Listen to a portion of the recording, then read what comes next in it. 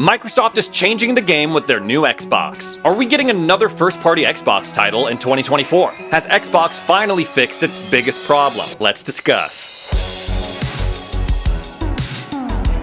What's up guys, and welcome back to Xbox Ready, the YouTube channel that is all about Xbox. It's just Xbox stuff, so don't even come here asking for any other stuff, because it's all about Xbox here, baby. I'm here with another video to update you on all the things going on in the world of Xbox to make sure that you are Xbox ready. Now, I'm sure at this point you've probably heard rumors about the next box, this next generation hardware that Microsoft is going to be releasing sometime before 2027. If you need a quick recap, basically the guy who leaked the PS5 Pro specs was like, guys, there's going to be a next box, a new Xbox coming sometime before 2027, and that was like a couple of months ago. That was back in September, so people kind of forgot about it until Jeff Grubb was speaking on Game Mess and was like, yeah, I can pretty much confirm those rumors, but not all the details are locked in just yet. Now, this is both super exciting and super confusing for a number of reasons. The biggest one being that this is a huge deviation from the information that we got in those FTC document leaks when they were reviewing the acquisition of Activision Blizzard. Those documents said that Xbox was targeting 2028 to release the new Xbox.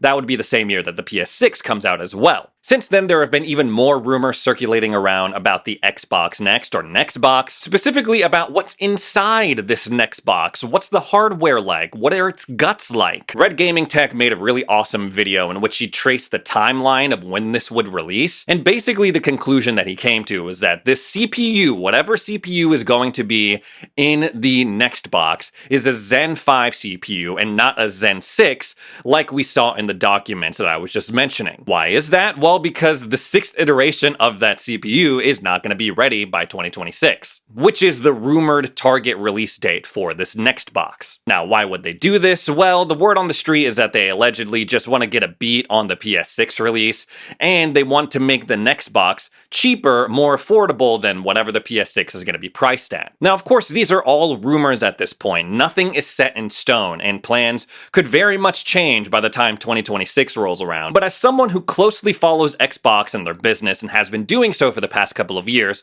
a lot of this is making sense. I feel like this lines up with Xbox's goals and strategies going into the future. Now, one of the things I feel like is making people scratch their heads about this next box, especially if it's rumored to be less powerful than this PS6, is why? Why would Microsoft intentionally put out into the market a console that is inferior to whatever the PS6 is going to be? And in my opinion, the answer to that ties very closely into a lesson that Xbox learned this generation. How did Xbox market this generation at the beginning? They came out with the Series X and they were like, oh my gosh, this is the most powerful console in the world. It's the best, beefiest console that you can buy. And for all that hype we got about the world's most powerful console, it did not move the needle for Xbox hardware sales at all. And in fact, for all that marketing centered around the world's most powerful console, the Series X, the Series S, the potato, the underpowered console of this generation, the console that's holding gaming back,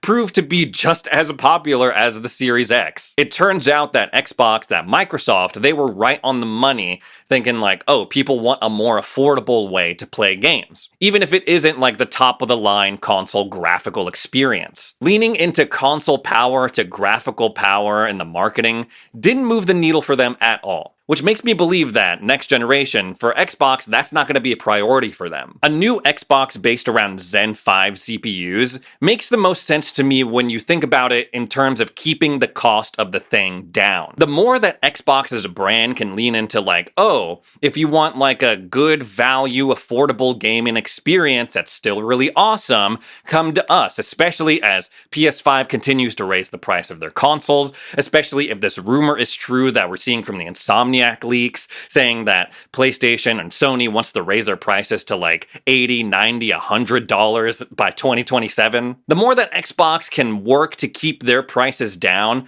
the better it will do for them in the long run when compared to PlayStation. And we already know that Xbox is willing to take a loss on console sales. Xbox, PlayStation, they don't make money on consoles sold. They take a loss on that, but they make their money because through that console, people buy their games, games, people subscribe to their services, and that's where the real money is. Their willingness to take a loss on consoles sold tells me that they're okay as a business in making this next Xbox cheaper. And on top of that, we've already seen that Xbox is willing to slash the prices of their current gen consoles. You can buy a Series X for $400 right now. You can buy a Series S for $240. It is very clear that they are not worried about losing more money on hardware sales as long as they get those consoles out and get those people who buy the consoles to buy Xbox games and subscribe to Game Pass or at least Game Pass Core. All of this talk also has me thinking about, okay, if the next Xbox releases in 2026,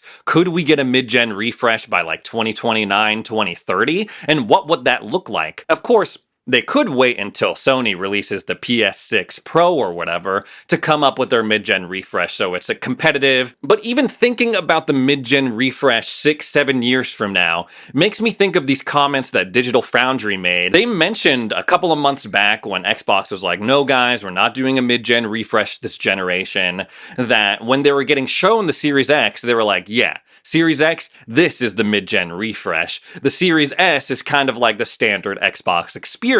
And at the time, I was like, no, that is absurd. That is the dumbest thing I've ever heard. That makes no sense at all. But now I'm like, dang, maybe that was the case. Maybe the Series consoles were the mid-gen refresh the whole time. Maybe in the end, they were just perfected versions of the Xbox One X and the One S. And whatever this next Xbox is going to be like a total departure from the like Series 1 XS name. If I was Xbox, I would make the next box, whatever it is, I wouldn't release two Xboxes, okay? I would leave that in the past. No more 1X, 1S, no more Series S, no more Series S. Just one console that's somewhere in the middle. It's not like top of the line powerful, but it's still a little bit more on the affordable side, like the Series S, like the 1S. No matter what Xbox does, and again, these rumors are obviously subject to change. Nothing is set in stone just yet. But it's clear that Xbox needs to shake it up in some way. They gotta switch up the formula a little bit. They've seen that they can't really go toe-to-toe with PlayStation in a traditional head-to-head console sales race. We've seen great progress from Xbox in terms of first-party output, in terms of buying up studios, but still, they're still getting outsold by PlayStation 5s this generation. PlayStation 5s, they're about to eclipse 50 million sales, which is crazy in 3 years. They're about to pace the total amount of sales throughout the whole Xbox One generation. So they need to switch it up. And that's why I'm kind of for, okay, Xbox releasing a new thing in 2026. May not be as powerful as a PS6, but at least they'll get a head start on the generation. They're going to try something new. And so what if it's not the most powerful console? They just need enough people to buy them so they can go to Microsoft, Xbox can go to Microsoft and say, hey, I know that our console is not the top selling thing out in the market right now, but let's look at the big picture. People are playing our games on PC, on cloud. They're subscribing to our services through Xbox consoles as well. Because ultimately, that is the goal. Xbox has turned into a platform that's not just about the console experience, and I think that is a super smart move on their part. Hopefully, they can perfect that ecosystem going into the next generation, and maybe that next generation will start in 2026. The future is a very exciting thing. I'm getting all worked up. I'm all smiles because I think the future is bright for Xbox and for Xbox fans. I'm hopeful. I'm optimistic. And we potentially could have more reason for optimism because we may be getting another Xbox first-party title in 2024. South of Midnight was shown off at the Summer Showcase for Xbox and Bethesda. It's made by Compulsion Games, and it didn't have a release date at the time. It just had this like cool, really aesthetic trailer. But this guy on Twitter saw that a senior PR manager for Xbox, in his profile, his LinkedIn profile, he has a list of his credits of games that he's worked on. A bunch of the Halo games, a lot of Xbox first-party stuff, and way at the bottom, it's South of Midnight and in parentheses, 2024. Now, if this is true, that's pretty crazy. I would have thought that this game was 2025 or beyond. That still could be the case, but if they're able to release this game in 2024, that could be huge for Xbox. South of Midnight would join an ever-growing list of Xbox first-party titles set to be released in 2024, including Hellblade 2, Avowed, Microsoft Flight Simulator 24, Towerborn from Stoic Games, the next Call of Duty, whatever that's going to technically be first party as well. And that's not even taking into account some third party timed exclusives like Stalker 2 and maybe Ark 2. I don't know. They said that game was delayed until like 25, 26. Then Studio Wildcard came out and they're like, no, it's 2024 still. Either way, this could be a huge year for Xbox first party titles. Maybe they'll finally get a Game of the Year nomination for Hellblade 2. And it's especially great for Xbox because over on the PlayStation side, haven't really heard anything about first-party PlayStation games in 2024. So now is the perfect time for Xbox to strike. As far as what this game is actually about, South of Midnight, I don't really know, man. I don't really know. You know as much as I do. We saw that trailer. It was kind of like, I don't know, they're in the bayou or whatever. There's like some voodoo magic mysticism going on, and there's like a zombie guitarist looking all cool. The art style was cool, music was cool,